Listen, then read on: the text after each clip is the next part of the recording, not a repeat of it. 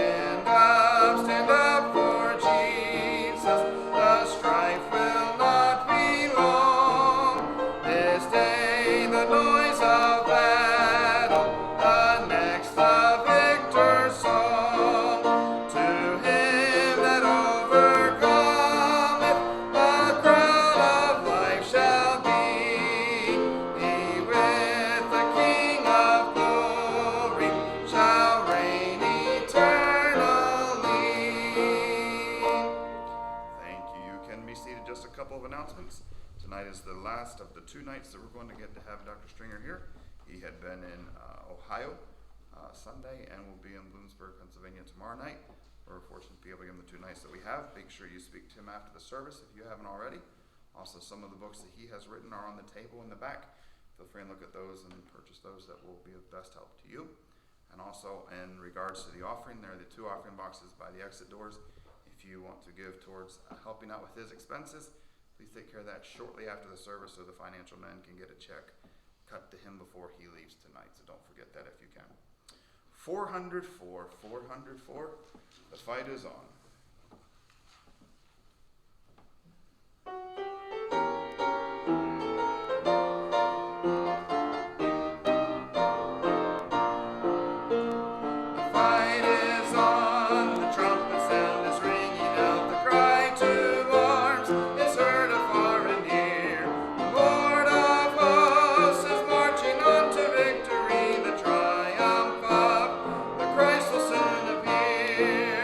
Fight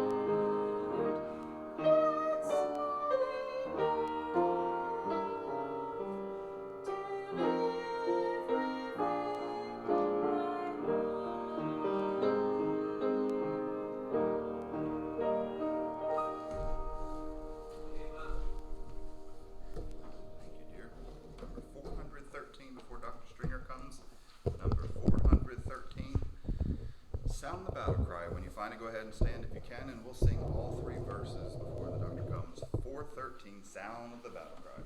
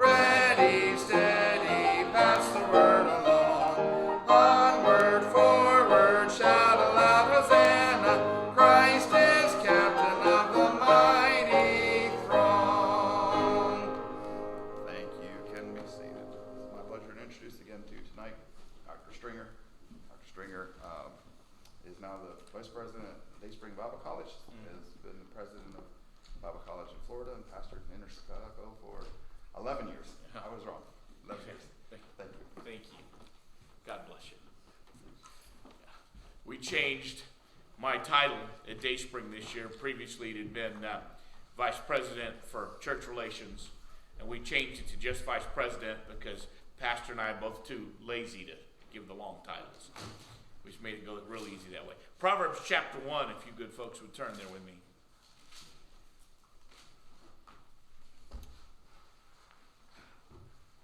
We are in an incredible day and age, incredible moment. And yet, it's not unheard of. Right. All throughout the 1960s, it really looked like socialism and communism were going to take the United States. Right. I had mentioned on Facebook this morning, I was preaching on this tonight. A couple people got a hold of me during the course of the day, and we talked about certain things. But I mean, as somebody pointed out, and I did some thinking back, if you go back in the 60s, when I first started being around meetings like this, there were constant sermons against communism and against socialism. It was a major theme of preaching. And you know why it was a major theme of preaching? Because everybody was threatened by it. It's on everybody's mind. It's what people needed to hear. It's what people wanted to hear. By the grace of God, I believe because of the ministry of so many preachers in that era, and then very frankly, personally, I believe follow that up with the fact that Ronald Reagan ran for the presidency as the anti-communist president and meant it. We got to the place where that it's been a long time since I heard a sermon on that. You want to know why? The threat went away. And now, all of a sudden, we are besieged with it absolutely everywhere. Yes. This is not a new thing. Throughout the recorded history of the world, people have advocated the idea of socialism, government control of the economy, right, government control of the means of production as the solution to all problems. That's not unusual. Matter of fact, if you look with me, Proverbs chapter 1, we're going to look verse 13 through 19, but particularly verse 14. And You see, Solomon is being used to God to give this warning. And verse 13, we shall find all precious substance. We shall fill our house with spoil. Cast in thy lot among us. Let us all have one purse. Let's pool all the money together. My son, walk not thou in the way with them. Refrain thy foot from their path. For their feet is run to evil and can make haste to shed blood. I mean, this is not a new idea. We can solve all the problems by pooling all the money, naturally having it handled by the government. Who else could handle it all and be in that position? And man, that's just going to solve all the problems we face. It's not a new idea. Right. But by the way, did you ever wonder how Hitler got control of Germany? Okay. Hitler, the Nazis, was the National Socialist Workers Party. Yes. Hitler did not get to be dictator by saying, by the way, I'm going to start a world war and cause millions of your sons to die in the war. He didn't even get to be dictator by saying he had said it, but he wasn't focusing on it, because you understand, Hitler got elected into office in Germany. He didn't say, I'm going to have a Holocaust and kill millions of Jewish people. He did not get elected by saying, I'm going to take away every form of political expression. He did not get elected by saying, I'm going to take away all your rights. He did not get elected by saying, we're going to have a wartime economy, and the only thing you'll be able to focus on is survival.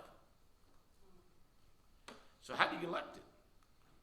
He promised that economic things were out of balance in Germany, and that too much wealth was concentrated in the hands of too few, and that he would take the wealth from the wealthy, and as a result, everybody else in Germany would be better off. You would have free health care, you would have free education, and that we'd redistribute the wealth, and the vast majority of the people would find their circumstances greatly improved. Yes. And every time anybody tried to warn about him and what his real plans were and his real agenda, he says, that's just the rich trying to protect theirs. It was the lure of socialism that trapped Germany into Nazism, and by the time they'd given away all their freedoms and all their rights, they didn't know how to get them back. That's right. He got control of Germany by offering socialism and convincing everybody that under socialism, the wealth would be redistributed and you would get more than you have now. By the way, recent poll, and I'm talking about this spring in the United States, said that 61% of American young people between age 18 and age 24, 61%, think that socialism would be a good thing and the country would be better off. Yeah. That's staggering, but sometimes socialism has been called the foolishness of the young. Here's the really staggering number. 43% of the population thinks that socialism would be fairer and give the United States a better population. That ought to be a scary figure, because that includes lots of people who aren't caught up in the enthusiasm of the young. Say, how did we get to that place? It isn't from studying history. Name a socialist country where the promises of socialism ever came true. Can't find one. Not one. Behind all of this is what I have for years called the world's biggest false cult. Are you ready? Not Mormonism, as bad as Mormonism is. Not Jehovah's Witness, as bad as Jehovah's Witness is. I have been saying this for years. The biggest false cult in the world is the cult of government. Blind faith in government. And this has gripped an awful lot of our population. That as long as government is bigger and more expensive, it's okay if it's more repressive, because we'll be better off. Bring up any problem today, and immediately significant political figures, news media, academia, Hollywood will chip in. Bring up any problem, they say, you know what we need? Bigger government. More expensive government. More repressive government. That'll be the solution. I've been saying that for years. You want proof? What did you hear when we turned out we had a pandemic? What was the solution supposed to be? Bigger government. Vastly more expensive government. And certainly more repressive government. And anybody that didn't support that, we were told just didn't care about the people.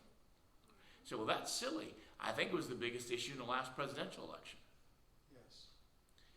Which means there's a whole lot of people fell for that. See, socialism is always based on big promises that appeal to essence of man's sin nature, greed and envy. Are you envious of what these folks have?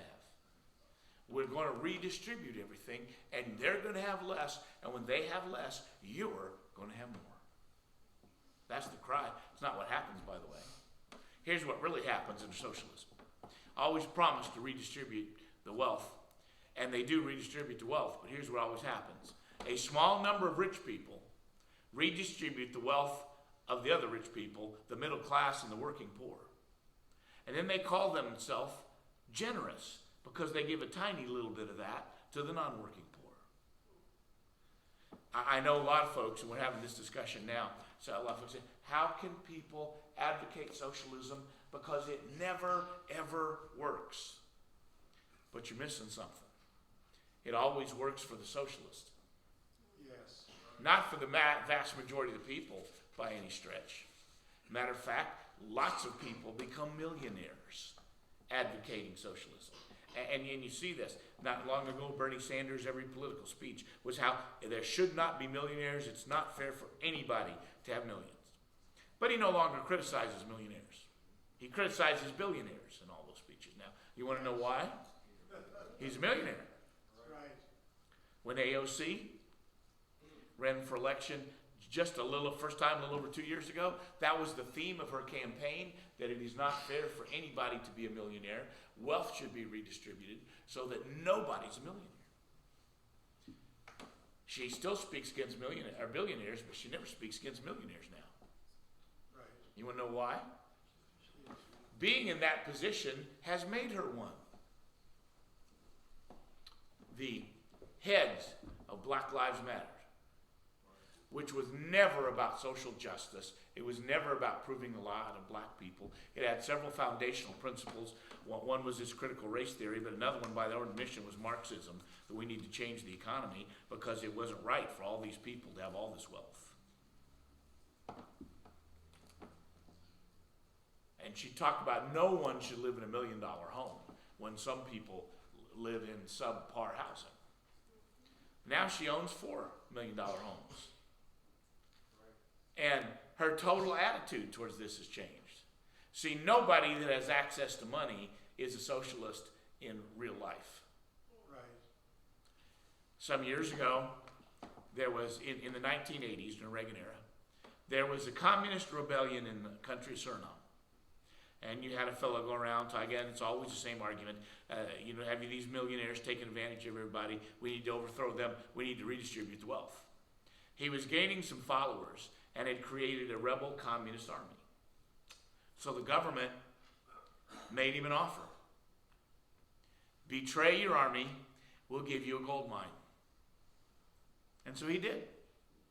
Betrayed his soldiers, they got wiped out by the government. He became a wealthy mine owner and a part of the economic elite in Suriname. I say socialism always fails. It doesn't always fail for the people that advocate it. That's right. It makes a lot of them very wealthy and very powerful. And at the very time they're getting wealthy and powerful, they're lifting themselves up as being morally superior for what they have done and what they have accomplished. No, socialism never helps people. We've known this from the beginning and founding of the United States, the Jamestown colony. Yes. For the beginning. They said, well, we're here, we've crossed the ocean, we're the challenge of the wilderness, a hostile population, we have all these things, but because the challenges are so great, we're going to have all things in common, we're going to have a common storehouse. Everybody will go out and work, bring in the product of the field, Everybody will go out and hunt and bring in the meat, raise livestock, bring in the milk and meat. Everybody that can will make clothing. They bring everything into the common storehouse, and then you go to the common storehouse to get what you need. What happened? People say, I don't feel like going fishing today. He's stronger than I am. Let him go fishing. He's catching up fish for both of us. Well, I got other things to do besides making clothing today. Somebody else ought to make the clothing.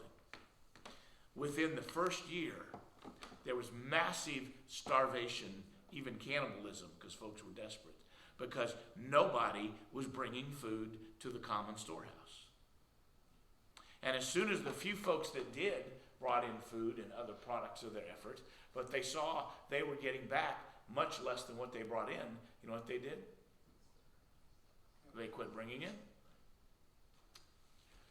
A man named John Smith seized control, and he made a rule. They would evaluate how much you bring into the common storehouse, and you can only take out equal value to what you brought in. In other words, if you don't work, you don't eat. Right. They didn't think he was serious. I mean, who's going to just sit back and let you starve? They came to hate him because he really would. If you didn't work, and there were a bunch of folks who thought they were above work, if you didn't work, you came to the storehouse, you got turned away, you didn't get food. And there in the very first experiment, in what led to the founding of the United States, socialism was tried and rejected. Yes. Because it doesn't work. Never has, it never will. There's some Bible principles made very clear that refute the whole concept of socialism. Here's the first one. The Bible advocates private property. Yes. So when everything is owned by the public owns nothing. Right. Bible advocates private property. Exodus chapter 20, 15, right in the Ten Commandments, thou shalt not steal. You cannot take that which you do not have the right to. You do not have the right to everything. Everything is not yours. And it's when people have the opportunity to gain and make progress in this world's goods, live, survive, and improve their living, that they have a motivation to work that leads them to produce. The official definition of socialism is government controlling the means of production. Under capitalism, private citizens control the means of production. They live off the fruits of their own labor. There is such a cry against this today. I'm not talking about the racial aspect of this, but I live within about an hour of Kenosha, Wisconsin, where there are a number of riots this year. Part of the city looted, buildings burned. And I have a good friend, the pastor, is right in the middle of all that. And the TV people were there, and they were interviewing the rioters. They were breaking into the stores, carrying off everything. They said, why are you doing this? They said, because white people got money, and they won't give us any. It is the essence behind socialism. I want those things. And people keep saying, oh, they're so concerned about racial justice, which is why they break into stores and carry away colored TVs. Now, you know why people break into stores and carry away colored TVs? Because they want a color TV. And they don't have to pay for it. But the Bible advocates private property. Yes. And the Bible advocates what's called the Christian work ethic. Would you look with me to 2 Thessalonians chapter 3? We have right in front of us right now. The idea that's coming from these folks is we have to rename all of our holidays. Can't have any holidays. So our holidays are offensive to people. We can't have them. And if you look what's behind our holidays, boy, there are messages to that these folks don't like. For example, Thanksgiving, that's a celebration of the subjugation of Native American people. No, it isn't. You know what happened Thanksgiving? They thanked God, and it is not true that the Indians came and brought food so that they could survive. The Indians and the folks there that were settlers both brought food. They celebrated together and thanked the Creator God. Yes. And number one, they can't have an honest telling of that history. Secondly, they don't want to acknowledge that any of our bounty comes from God, because you're supposed to believe that bounty comes from government. Right. They say, no, we can't have Thanksgiving. They said, we can't celebrate July 4th, Independence Day, because this has been an evil country. So we can't celebrate that. Can't celebrate Christmas, because that would indicate that Christianity had some place in our culture, and all of our problems are caused by Christianity, and so you got to get away with that. I began to go through all the complaints about the holidays. I came to the conclusion that our woke crowd can only accept one holiday that we're used to: Halloween. Right. Everything else is a challenge to what they're teaching. If you look in 2 Thessalonians chapter 3, verse 10, for even when we were with you, this we commanded you, that if any would not work, neither should he eat. We hear that there are some which walk among you disorderly, working not at all, but are busybodies. Y'all ready? You want to know where John Smith got that idea that saved the Jamestown colony? Bible. Yes. It's called the Christian work ethic. Yes. What we receive should be based on the work that we do. And yes, there's a place for charity. There was a place for charity in the Old Testament economy for those who had physical limitations, for those who had been struck with circumstances that afflicted them. Matter of fact, when they planted their fields, they would leave the corners of the fields available to the poor so they would not starve. So the poor could go glean. It wasn't delivered to their house, No. but they were given an opportunity to be sure that nobody starved. The Christian work ethic, that drives the socialists crazy, because they know in order to instill socialism, they have to get a significant number of people who do not work and who will not produce and are totally dependent on the government providing for them. Which, by the way, is one of the explanations for why they literally want an open border and unlimited numbers of immigrants coming in. See, many of those people come in and they're willing to work and all that, and they are, except for one thing. At the very time we are bringing in millions of people that need jobs, we're creating a destruction of the job market in the United States. Does that mean what you end up with? An ever-growing number of people totally dependent on the government for their provision.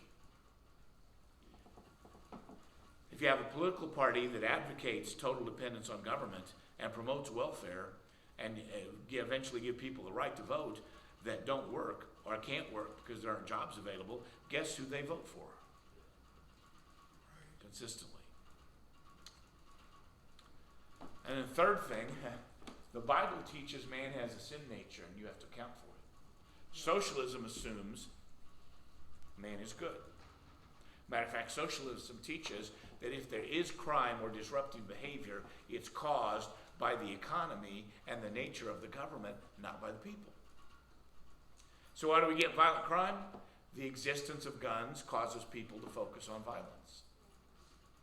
Remove the guns, they won't be thinking about violence, so you won't have any crime. Did you not hear AOC just a couple weeks ago say that if we want to do away with violent crime, we should quit building prisons? Because in her mind, in her socialist mind, it's the existence of prisons and laws that cause people to think about crime and to commit crime. So let's just quit building prisons. Then people won't engage in criminal acts anymore. You hear our president say, not very long ago, that there's no one staying home from work because they can make more on welfare than they can at work. So American people wouldn't do that, he said. I'll know that. Not only would some of the American people do that, I dare say every one of us would be tempted to do that if somebody offered us more money to stay home than we could make by going to work. But according to the president, no one is doing that because that doesn't fit with his philosophy. According to the president, no one's coming to the United States just because they want to come be part of our economic system. Every one of these people is a refugee coming out of desperation. No one would come just because they'd like to have a better economy. Seriously? And by the way, I have friends who will get mad at me for saying this. I am not mad at those people for coming. What did you expect them to do when they were told they were welcome? And we've been sending this twofold message. Don't come, but if you do, it's okay. If I said to you, after the service tonight, we have a room full of pies and cakes. We don't, by the way. But if I said to you, room full of pies and cakes, but you're not allowed to go get any of them, but if you do, it's all right. What would you think the message of that was? I wouldn't be sure what the message was, but you want to know what I would do? I'd either get pie or cake. You can't send a mixed message and then expect people to follow that which doesn't naturally appeal to their normal human instincts. Socialism says men are good and they will always do the right thing. So we need to quit being in their way. The Bible teaches man has a sin nature. And in our society and our economy and our laws, we must account for the sin nature of man and how we're going to address the sin nature of man. Every time you lock your door, you're giving testimony that the Bible is right in what it says about the sin nature of man. Right. If not, open your doors. Unlock them. What would the problems be? Some years ago in England, during the height of the communist movement at that time, a man named A.S. Neal said he had a solution to all these problems. He was going to build schools, and there'd be schools without rules. He said every disruptive human behavior is caused by the existence of a rule, and they were going to have a school, and young people would go, they would live there, they would board there, and they would never have a rule. And that was going to produce people without inhibitions, without destructive behavior. Very interesting. He's telling the story of his school. And his hobby was as a woodworker. And he had some expensive woodworking equipment. And in the building where all of his woodworking equipment was, they would lock the doors. Why would they lock them? And you can't trust a bunch of teenagers with expensive and potentially dangerous woodworking equipment. And somebody asked him, aren't the locks a rule? It says you can't come in here without supervision. Isn't that a rule? By the way, the young men and young women were caught up in horrible lives because he wasn't protecting them. But he was protecting his woodworking equipment. Right. He had a rule about that which was important to him. Socialism assumes the goodness of man. The Bible warns us of man's sin nature. Again, the socialist communist crowd says your morality and your behavior is determined by the economy and the government structure that you live in. So if we just give people the right economy and the right government structure, all disruptive behavior will go away. So in big cities like Chicago or Baltimore, closer at hand, New York City, the cry today is, we've got to defund the police so that people will quit engaging in communist activities, or in violent activities, rather. We got to defund the police. So they're trying it. And guess what's happening? In fact, the newest rule is, you can't chase criminal suspects. That's not loving or kind. So the police see somebody stealing something, they can ask them to stop. But they can't chase them. Yeah. See, people can't believe that. Our Chicago mayor, I don't live in Chicago now, but I lived there for 11 years. Our Chicago mayor ran for election 2 years ago on this platform, that she could solve the problems of Chicago, one of the most violent places in the United States. Half the city living in deep poverty. Half of the city known as a war zone. I live there, you're not kidding, half the city is a war zone. She said she was the person that could solve all the problems. You want to know why? She was a pagan, not a Christian. And Christianity had caused the problems. She was a socialist. And so she would create an economic situation where people would have no motive to be criminals. And then finally, she was black and lesbian, and she would undo white supremacy, which had caused all the problems in Chicago. She's going to get rid of everything that was a problem. Capitalism, Christianity, white supremacy. And she was going to make Chicago a peaceful place without crime, without violence, without poverty. She got elected on that platform. Now, I will say one thing. Many politicians practice that, but that's not what they said when they were running for office. They lie when they're running for office, and they try that stuff when they get in. I'll at least give her that much credit. She said right up front, this is why you should elect me as mayor. I'm a socialist. I'm a pagan. I'm a lesbian. I'm black. And she won in an overwhelming victory by promising people those very things. She said, surely nobody believes that. Huh? Try taking a drive through Chicago today. When I lived there, you didn't drive on the south side. Now it's not safe to drive anywhere. But she'll tell you in a hurry. That's not her fault. That's because they haven't got rid of all the Christianity yet. They haven't got rid of all the capitalism yet. And because they haven't dealt with all the white people yet. She will probably, people look at Chicago and how terrible it is, and they can't imagine her running for re-election. I will suggest to you, not only is she going to run for re-election, she probably wins and by a bigger margin than before. And anytime something goes wrong, then she blames the Republicans who have zero power in Chicago. Not one alderman is a Republican. But she'll blame them for everything. Understand? Say, how can people fall for this? Listen to me, they obviously do. 1950, Venezuela had the fourth highest per capita income of any country in the world. It had the highest per capita income far and away of any country in Latin America. The economy was booming. A major reason it was booming was because of the oil industry, and that continued to create more and more oil, more and more economic prosperity.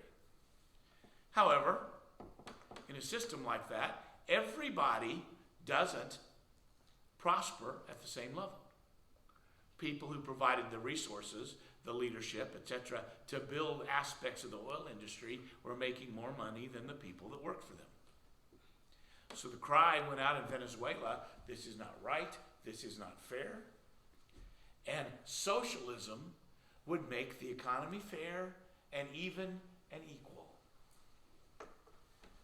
Because not everybody had the same amount as the oil executives. So that's what they went for.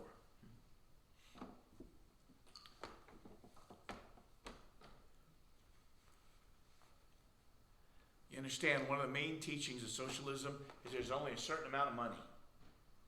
And so if I get $1, that means you can't get that dollar because I have it. And there's a fixed amount of money, and so the way prosperity is to get something from somebody else and get it to you. That is not the truth about economics. It's not based on what capitalism is based on. Capitalism is based on the idea that we grow the economy. We constantly have more resources. Under that system, I can prosper without taking $1 from you. And you can prosper without taking $1 from me. And in capitalistic systems, the economy grows. But you appeal to people's envy. One man came here from India, said the reason he wanted to migrate to the United States because he wanted to live in a country where the poor people were fat. Yes. Because he acquainted poverty with people not having enough food to eat. In the United States, we equate poverty with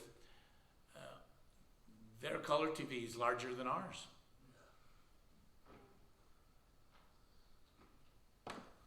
We have the richest poor people in the world in this capital system. Right.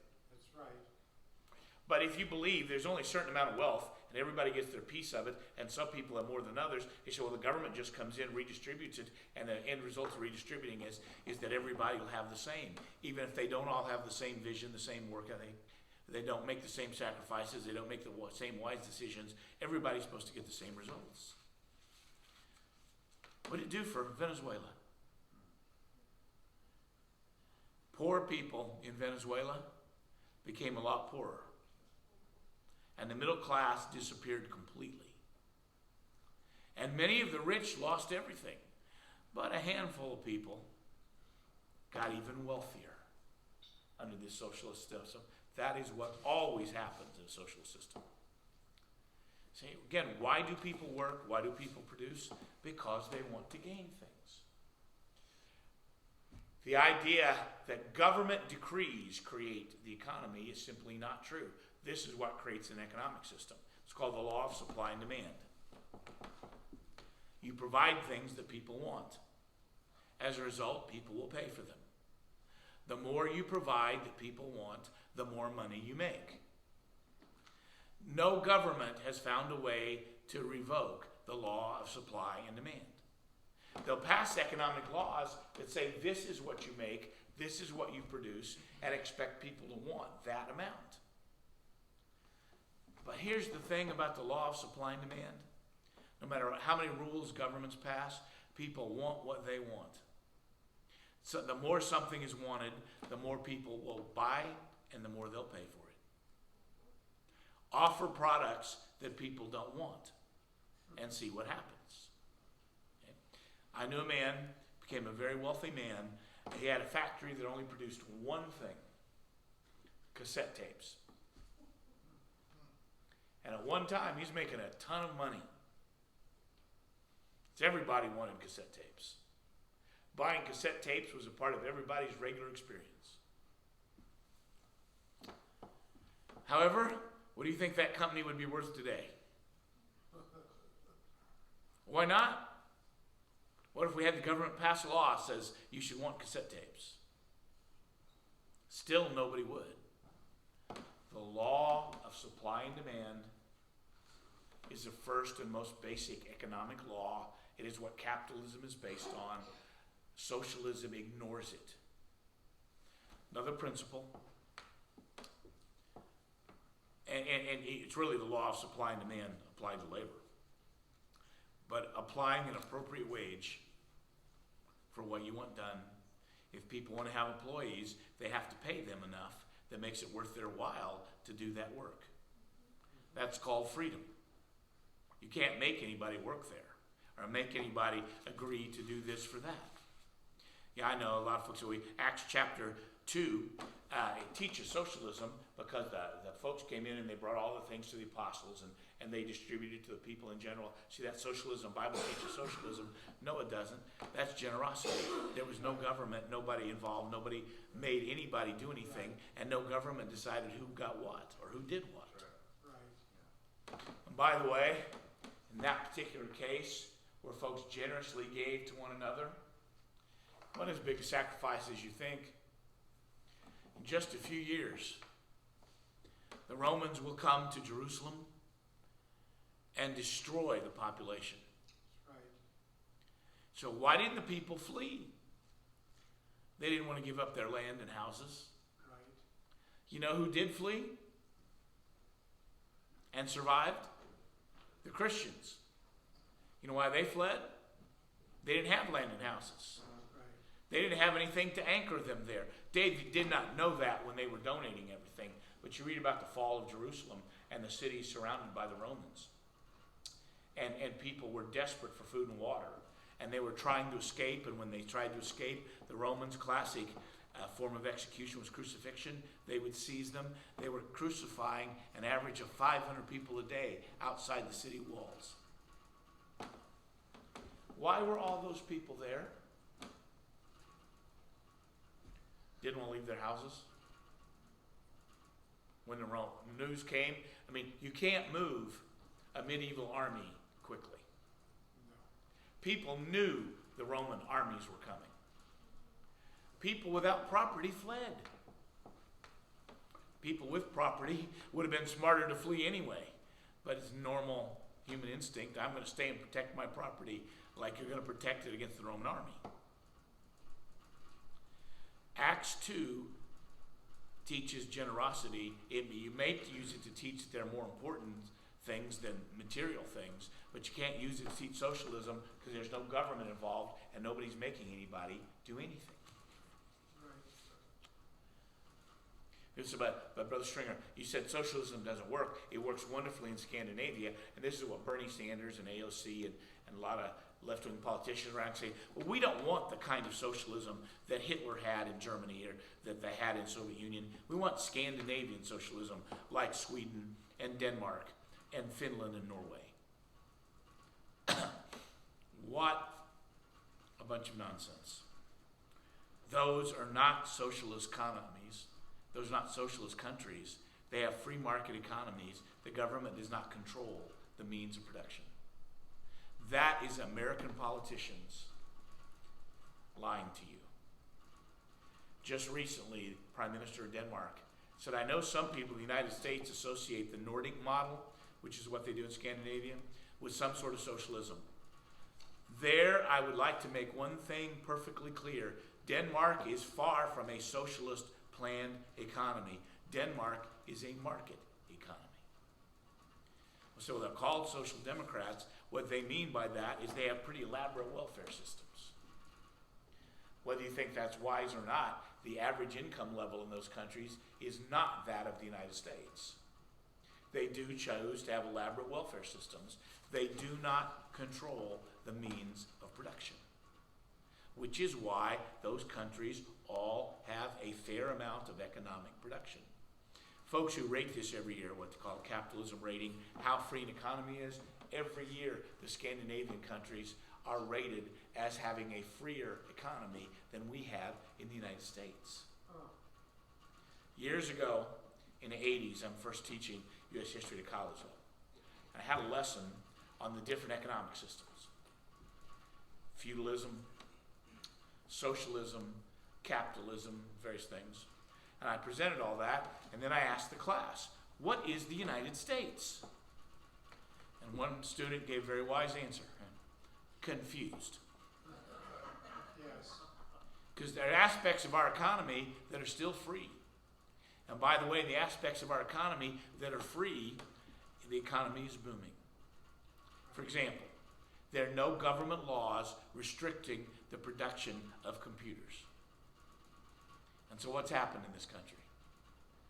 Not only are there computers everywhere, there are constantly, every year, new sets of them. Develop a new computer idea that people choose to buy, and you're an instant millionaire because the government left the computer industry alone. Some other industries, the government's tried to regulate. Whenever it does, those industries are in trouble. By the way, somebody said if you put the government in charge of the Sahara Desert, you would soon have a sand shortage. Because government control of the economy destroys the purpose of production. And the law of supply and demand will tell us you're not going to spend time on that which you're not going to get a benefit from. Hear endlessly this discussion about socialism today, and it is being promoted under different names and ideas. The difference between socialism and communism, somebody said, communism is socialism with a gun. The whole idea of communism was that we would have a violent revolution and impose socialism on everybody like it was done in Russia. Yes. That didn't work. Because we have 300 million privately owned weapons in this country. Right. Do you know how hard it is to impose an economy on people that have an average of more than one gun apiece? That's why there's been such a campaign to end private gun ownership, but it never worked. In fact, as we sit here today, the American people privately own more weapons than at any time in our history. Yes. You can't violently impose socialism on the American people today. So you got to persuade them, trick them. You have to get them to vote it in, which again is what happened in Germany. Yeah, I know socialism took over Russia, Korea, China, the violent model. That isn't going to work here. So it's offered in all kinds of different approaches.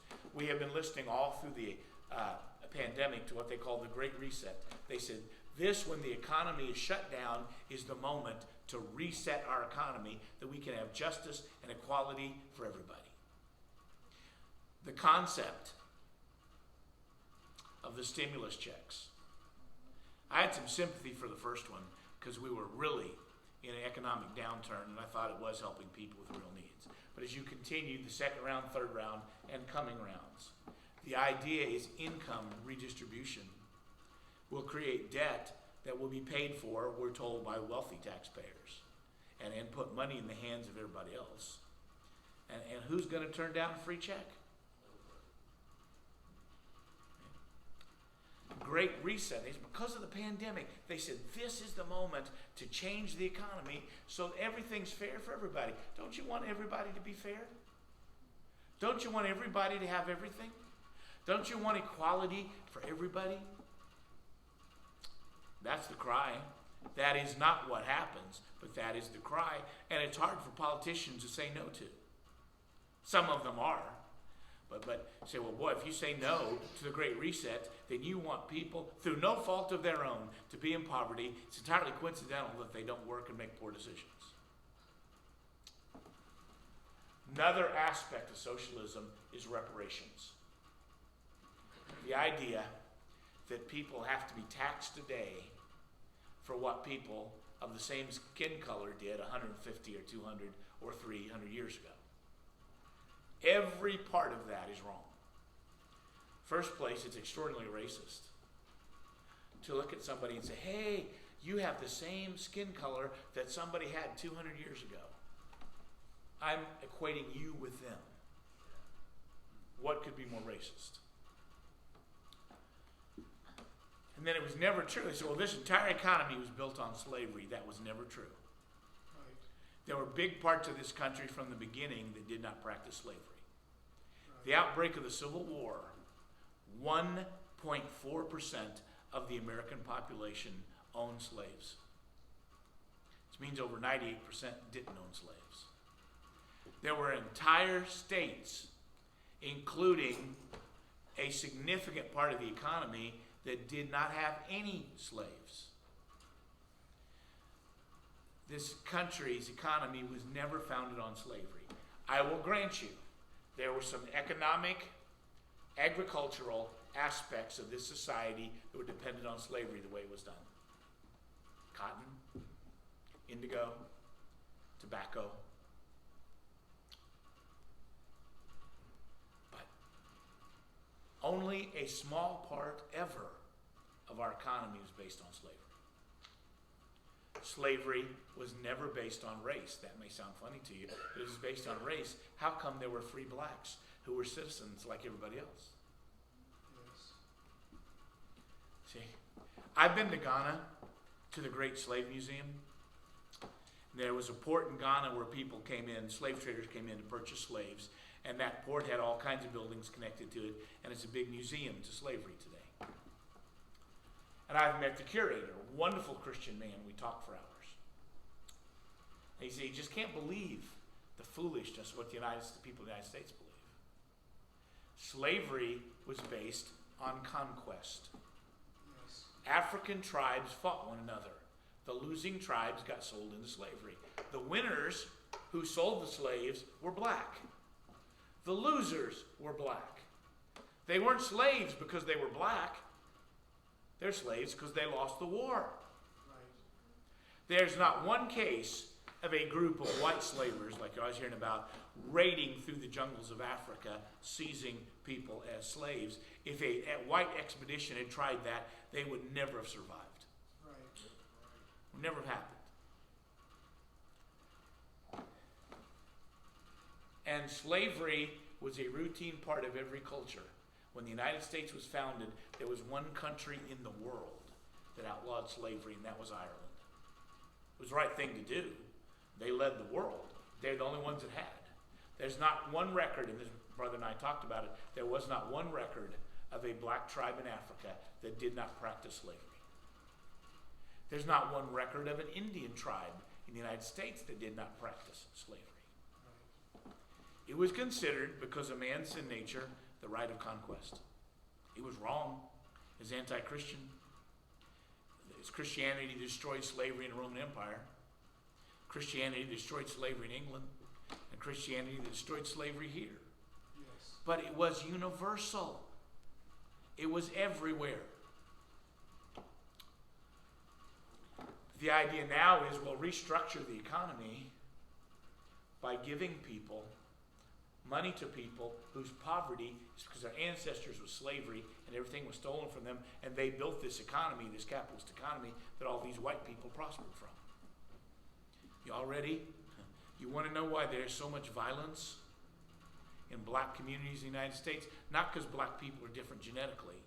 They have grown up in school being told everything was stolen from them, and the reason white families have things and they don't is because they were stolen from. Now the truth is, black families that practice the Christian work ethic are doing fine. But if you were told that from the cradle to the grave, I wonder what you might believe. Same thing happened to Hispanics. They are told that California and Texas was stolen from Hispanics. That's where all the gold is and all the oil is. And the reason they live in poverty is because everything was stolen from them by the white man and by the United States government. If you really believe that, you want to know what it would do to you? Now again, there are plenty of good Hispanic Christian folks that practice a Christian work ethic, and they're doing just fine in this economy, but there are huge neighborhoods in our big cities, black neighborhoods, Hispanic neighborhoods, where this is all the kids have ever heard. You see somebody with a car, nice car was stolen from you. See somebody with money, it was stolen from you. See those businesses, their wealth was stolen from you. And if you grew up with that and believed it, what would you be likely to do? How about steal it back? If you can't steal it back, you might be likely to burn down the business. See, you can get mad at them, I understand that. I'm not excusing them, but this is what the schools train them in. And a fair percentage of the churches that are in these inner city neighborhoods have taught them that. Guess what? You do not get to get mad at people for believing what you pay taxes to have the government teach them to believe. Y'all ready? You probably weren't raised that way. That's why you're here in church tonight. But we have to understand this. I have to understand why it exists the way that it does. The Bible says don't steal. The Bible says don't covet. Those are two of the 10 commandments that a society could be based on. Our culture has said steal, you got the right to take back what's yours. Covet, because everything was stolen from you. Have you ever wondered why liberal politicians go crazy when you talk about posting the 10 commandments somewhere? It undermines their entire message. So, Brother Stringer, what are we going to do? Well, let me say this. We've been here before. As crazy as this sounds, most of you don't have any idea what it was like to grow up in the 60s. I do. A best-selling Beatles song in the 60s was back in the USSR. You don't know how lucky you are, boys, back in the USSR. How communist Russia was perfect society on earth. They didn't have any poverty. They didn't have any crime. People, and John Lennon's famous song, Imagine. No heaven, no hell, no property. And that was so strong that many, many Americans believed that it was inevitable communism would take the United States. I taught junior high, 1972, right after graduating from Bible college. I took a survey of the kids in my Christian school that were 7th and 8th grade, I said, how many of you think it is inevitable that communism will rule the United States? And every single one of them did. But it didn't happen. As Americans, we have a tendency to be the ultimate instant gratification people. When do we want to solve a problem? Before we get home tonight. I mean, if it's not solved tonight, we think it's all over. I mean, we really are that way. We go to the 10-minute oil change and want to know how long they're going to take. We are famous around the world for that, by the way, as people who cannot wait. And I have people telling me that in other countries. I've been to 32 countries now, and I don't know what to say because you couldn't find a better example of it than me. We've been here not only before, we've been here as recently as 50 years ago. Do not give up and think it is all over.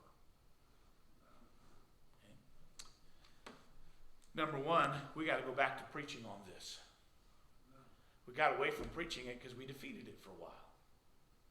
I get it. I get why that wasn't at the top of what we were preaching. But it's got to go back to it. We've got to support our preachers in doing that. Preaching, teaching on communism and socialism. Yes, using church time. Teaching Bible studies on it. Telling the story. Preaching anger and unrighteousness and ungodliness. People say, well, you can't do that, it's politics. Said who? Decide that what people want socialism. Tell us, we can't preach on it. When did we start asking their permission for what we were going to preach and teach? Did you see just yesterday and this morning on the news, the young lady from North Korea? Yeah. Who escaped from North Korea, went through horrible experiences in China, eventually is able to get to South Korea, and then from South Korea she comes to the United States to go to Columbia University. Thrilled that she's going to be in the bastion of freedom.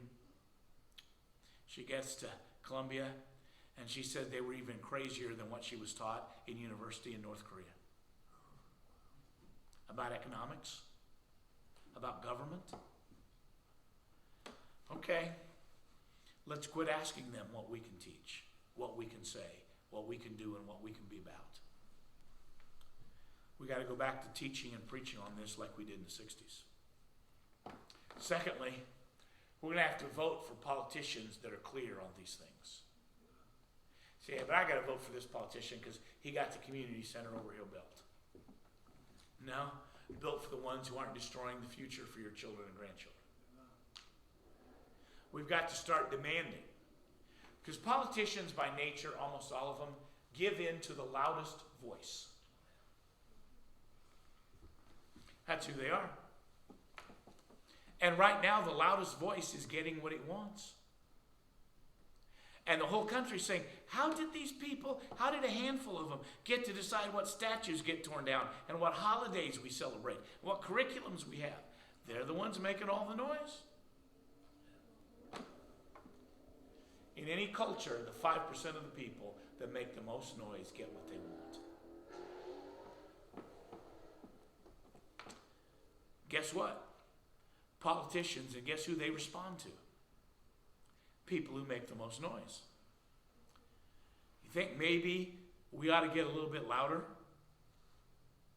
and let our politicians hear from us? Our school boards and everybody else. Thirdly, we better be people of prayer. When's the last time you prayed for your country? I will tell you, when I was a kid growing up, that was a part of every prayer meeting. We were conscious of the possibility of losing it. We prayed and prayed and prayed. When Ronald Reagan ran for the presidency in 1980, he ran as the anti-communist president. His number one goal was turn all this around. And people laughed at him. The news media laughed at him. Said, you can't elect an anti-communist, anti-socialist president in the United States. They took the loud voice as being the popular voice. They said, this isn't what the people want. Going into the election night, they were saying he has no chance of winning. He won by a landslide. And after 4 years of being the ultimate enemy to Soviet communism and socialism in the United States, he's running for election, and before the campaign started, they're saying he has no chance of being reelected. People have forgotten all that. He won 49 states. He won bastions of liberalism like Hawaii and Massachusetts and Vermont. That didn't happen in a vacuum. Before that happened, preachers had spent the last 20 years preaching against the sinfulness of socialism and communism. They'd been challenging people to vote their biblical convictions. And they'd been praying, God, please do something for us. You've got to do something for us.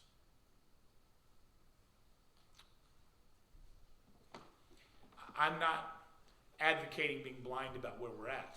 I listen to every day's news in shock like all the rest of you. I listened to the lady at the school board meeting saying she came here out of communism, out of Red China. She can't believe now what she's watching in our schools, the same thing that happened in China, the same teaching. There are people standing up all across this country. Will their voice be loud enough to be heard? I'm not a prophet nor the son of a prophet. The one thing I know is I want my voice to be loud enough that I am the part of that I'm supposed to be.